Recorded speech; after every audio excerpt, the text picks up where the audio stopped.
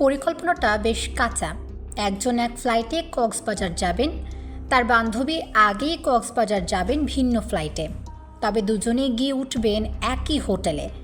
লবিতে হঠাৎ করে দুজনের দেখা হয়ে যাবে, যেন দুজনের কেউ একে অপরের কক্সবাজার আসার খবর জানতেন না। দেখা যখন হয়ে গেল, তাহলে তো দুজন মিলে কক্সবাজারের এদিক সেদিক বেড়ানোই চাই। গেল 11 মে রবিবার ছিল বুদ্ধ পূর্ণিমা, সরকারি ছুটির দিন। এর আগে শুক্র ও শনিবার, ফলে টানা 3 দিনের ছুটি পেয়েছেন কর্মজীবীরা। প্রচণ্ড গরমের মাঝে লম্বা ছুটি পেয়েও ঘরেই শুয়ে বসে সময় পার করছেন বেশিরভাগ মানুষ। তবে সবাই তো আর এমন না, কেউ কেউ বেড়ানোর জন্য ছুটে গেছেন বিভিন্ন স্থানে।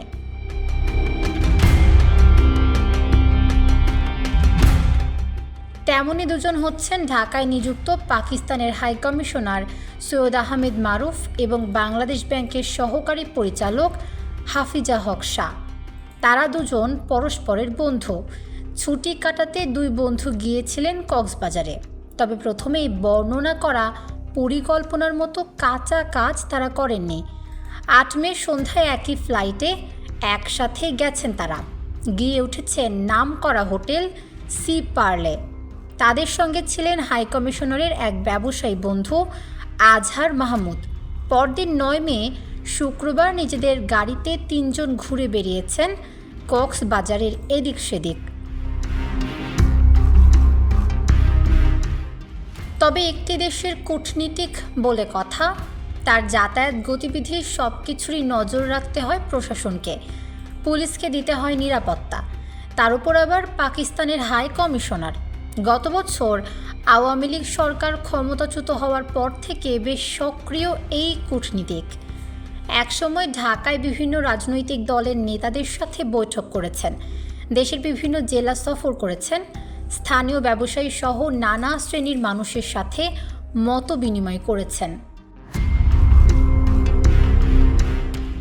কিন্তু কক্সবাজারে হাইকমিশনার সৈয়দ আহমেদ মারুফের তেমন কোনো কর্মসূচি ছিল না। এমনকি তিনি স্থানীয় প্রশাসনকে নিজের গতিবিধির কথা জানাননি, বরং পুলিশ প্রশাসন জানতে চেয়েছে তার কক্সবাজারে আসার কারণ।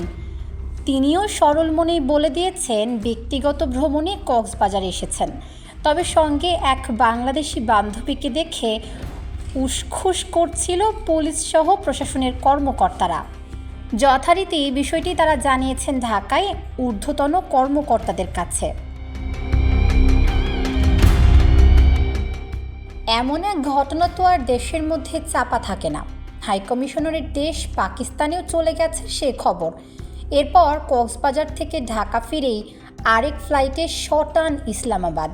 বাংলাদেশকে জানানো হলো ছুটিতে গেছেন তিনি। কবে ফিরবেন আপাতত এর কোনো উত্তর নেই।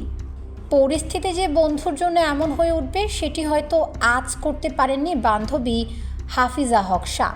তাই তিনি ফাঁদলেন প্রথমেই বলা কাঁচা পরিকল্পনার গল্প। বললেন তিনি একাই কক্সবাজার বেড়াতে গিয়েছিলেন।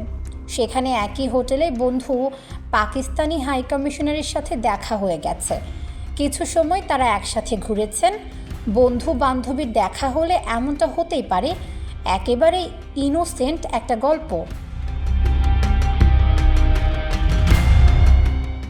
এই হাফিজা হক শাহর কথা পাকিস্তানের হাই কমিশনার তার ভালো বন্ধু।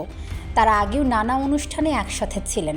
তেমন কিছু ছবিও তিনি নিজের ফেসবুক অ্যাকাউন্টে পোস্ট করেছিলেন। কক্সবাজার কাণ্ডের পর অবশ্য সেসব ছবি তিনি ডিলিট করে ফেলেছেন। নিজের বন্ধু তালিকায় আরও কয়েকটি দেশের কূটনীতিক আছে বলেও দাবি করেছেন হাফিজা হক শাহ।